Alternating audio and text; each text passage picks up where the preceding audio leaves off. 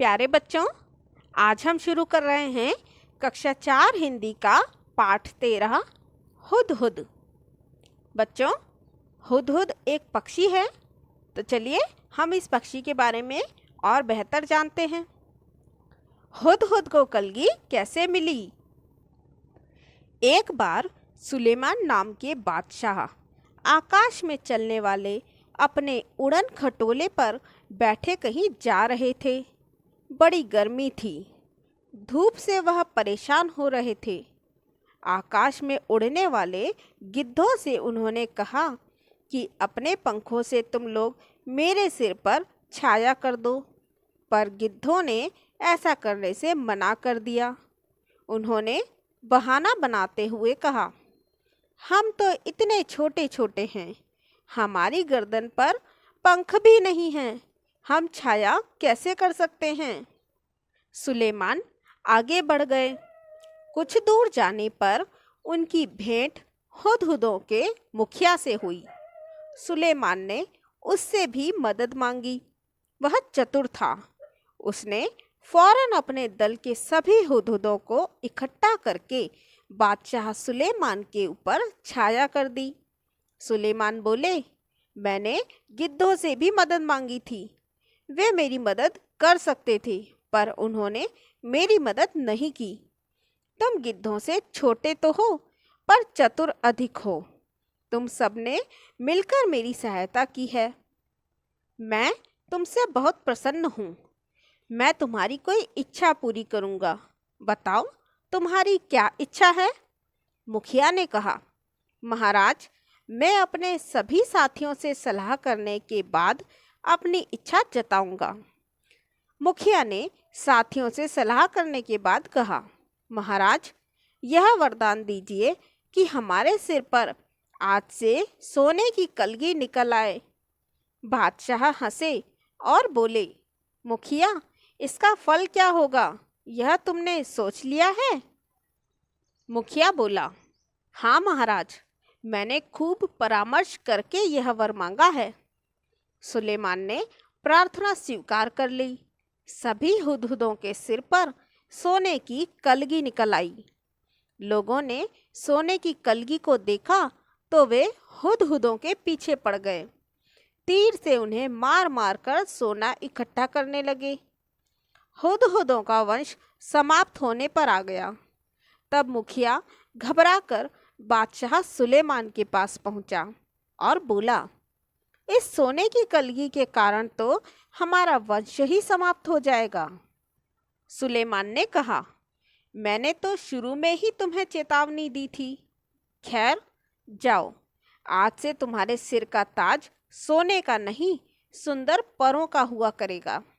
और तभी से हुदहुदों के सिर पर परों का यह ताज मतलब कलगी शोभा पा रहा है। हुदहुद एक बहुत ही सुंदर पक्षी है। बच्चों, देख रहे हैं आप इस पक्षी के सिर पर कितनी सुंदर कलगी है। इसके शरीर का सबसे सुंदर भाग इसके सिर की कलगी होती है। वैसे तो यह इसे समेटे रहता है, पर जैसे ही किसी तरह की आवाज होती है, यह चौकन्ना होकर परों को फैला लेता है। तब यह कलगी देखने में हूबहू किसी सुंदर पंखी जैसी लगने लगती है। इसी कलगी के बारे में तुमने अभी एक सुंदर कहानी भी पढ़ी है। हुदहुद का सारा शरीर रंग बिरंगा और चटकीला होता है। पंख काले काले होते हैं, जिन पर मोटी सफेद धारियां बनी होती हैं। गर्दन का अगला हिस्सा बादामी रंग का होता है। चोटी भी बादामी रंग की होती है, मगर उसके सिर काले और सफ़ेद होते हैं। दुम का भीतरी हिस्सा सफ़ेद और बाहरी हिस्सा काले रंग का होता है। चोंच पतली, लंबी तथा तीखी होती है। इस सोच से वह आसानी से जमीन के भीतर छिपे हुए कीड़े मकोड़ों को ढूंढ निकालता है। इसकी चोंच नाखून काटने वाली नहरनी से बहुत मिलती है और शायद इसीलिए कहीं कहीं इसे हजामिन चिड़िया के नाम से भी पुकारते हैं। हुदहुद हमारे देश के सभी भागों में पाए जाते हैं। तुमने इसे अपने घर के आसपास अपनी तीखी चोंच से जमीन खोदते हुए अवश्य देखा होगा। बोलते समय यह 3 बार हुप हुप हुप का कुछ कहता है, इसलिए इसे अंग्रेजी में हुप्पू कहा जाता है। हिंदी में इसे हुदहुद कहते हैं। दूब में कीड़ा ढूंढने के कारण हमारे देश में कहीं कहीं इसे पदुबया भी कहते हैं, और सुंदर कलगी की वजह से कुछ देशों में लोग इसे शाह सुलेमान कहकर पुकारते हैं। मादा हुदहुद 3 से 10 तक अंडे देती है। जब तक बच्चे अंडे से बाहर नहीं निकल जाते, वह अंडों पर बैठी रहती है, हटती नहीं। नर वही भोजन लाकर उसे खिला जाता है। वह दोनों में से कोई भी घोंसले की सफाई नहीं करता। संसार के विख्यात पक्षियों में से एक है यह हुदहुद। यह अपनी सुंदरता के लिए तो मशहूर है, पर इसे पालतू नहीं बनाया जा सकता और न ही इसकी बोली में मिठास है। बच्चों, कैसी लगी आपको हुदहुद की कलगी की कहानी जानकर?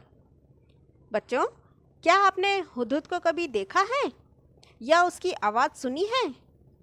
अगर आपने उसे देखा है तो उसकी कलगी पर तो आपकी नज़र गई ही होगी। तो आपको उसे देखकर कैसा लगा?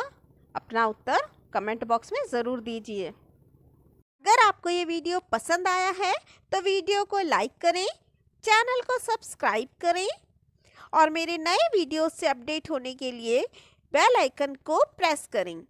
और हाँ, वीडियो को शेयर करना न भूलें।